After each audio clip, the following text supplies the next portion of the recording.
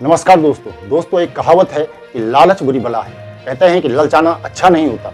बचपन से लेकर हमेशा ही आपने और हमने लालच के कारण सब कुछ खो देने की कई कहानियां पढ़ी और सुनी हैं और उनसे यही सीखा है कि ललचाने से हाथ में कुछ नहीं आता, बल्कि जो पहले से हाथ में है वह भी चला जाता है। आपको क्या लगता है कि क्या संसद में कांग्रेस के सांसदों की जो संख्या 98 है वह क्या अब 0 हो जाएगी? क्या कांग्रेस के सभी 98 सांसद अब सांसद नहीं रह पाएंगे?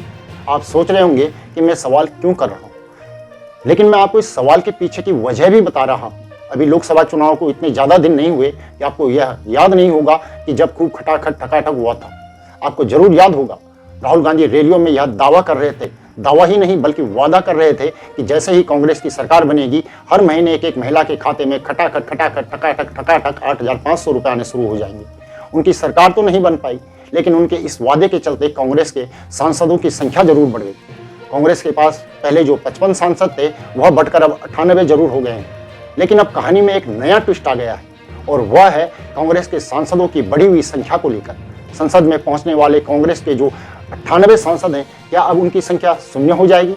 दोस्तों, इलाहाबाद हाईकोर्ट में एक जनहित याचिका दाखिल की गई है जिसमें कि कांग्रेस के गारंटी कार्ड योजना को रिश्वत बताया गया है। इस योजना में 3 मांगे की गई हैं, जिनमें से कि पहली मांग है कि कांग्रेस के सभी सांसदों 98 सांसदों को अयोग्य घोषित किया जाए। दूसरी मांग है कांग्रेस के चुनाव चिन्ह को जब्त किया जाए और उसका रजिस्ट्रेशन रद्द किया जाए। तीसरी मांग है 8,500 रुपयों को नोट के बदले वोट का लालच माना जाए। दोस्तों, कांग्रेस ने लोकसभा चुनाव के दौरान 8,500 रुपये देने का जो लालच दिया था, गरीब, दलित, अल्पसंख्यक सभी महिलाओं को दिया था। चुनाव आयोग ने कांग्रेस के इस गारंटी कार्ड योजना को रोका भी था और 2 मई को कांग्रेस को इसकी सलाह भी दी थी। और तो और चुनाव के तुरंत बाद किस तरह से कांग्रेस कार्यालयों पर महिलाओं की भीड़ लग चुकी थी, आपको वह तस्वीरें भी जरूर याद होंगी। लखनऊ में तो महिलाएं इस योजना की पहली किस्त लेने लाइन लगाकर पहुंच भी गई थी। इस याचिका में यह कहा गया है कि कांग्रेस द्वारा वोटर्स को 8,500 रुपये देने की पेशकश सीधे सीधे लालच था और यह जनप्रतिनिधित्व अधिनियम की धारा 121(1)(a) का उल्लंघन है। याचिका में कहा गया है कि 8,500 रुपये रिश्वत की पेशकश भारतीय न्याय संहिता के तहत अपराध की श्रेणी में आता है। कांग्रेस के गारंटी कार्ड पर नेता प्रतिपक्ष राहुल गांधी और कांग्रेस अध्यक्ष मल्लिकार्जुन खड़गे के हस्ताक्षर थे। इलाहाबाद हाईकोर्ट ने इस याचिका पर सुनवाई भी रखी है और मामले को अब सुना भी जाएगा।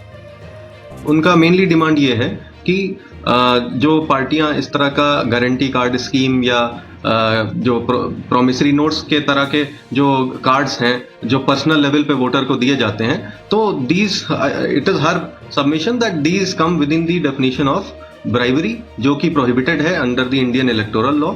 इसके लिए यह हाईकोर्ट का इन्होंने दरवाजा खटखटाया, क्योंकि अगर इलेक्शन कमीशन ऑफ इंडिया इस पे कुछ नहीं करता तो हाईकोर्ट या सुप्रीम कोर्ट के अलावा तो किसी एक नागरिक के पास और कोई सहारा नहीं है। तो दोस्तों, आगे क्या होगा?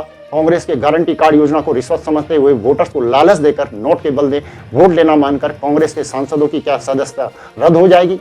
आपको क्या लगता है? इस पर अपनी राय कमेंट करके अवश्य बताएं और चैनल को सब्सक्राइब करें, वीडियो को लाइक और शेयर करें। साथ ही नीचे दिए गए नंबर पर या QR कोड के माध्यम से आप हमारा सहयोग भी जरूर करें, ताकि हम इसी तरह नई नई खबरें आप तक पहुंचाते रहें।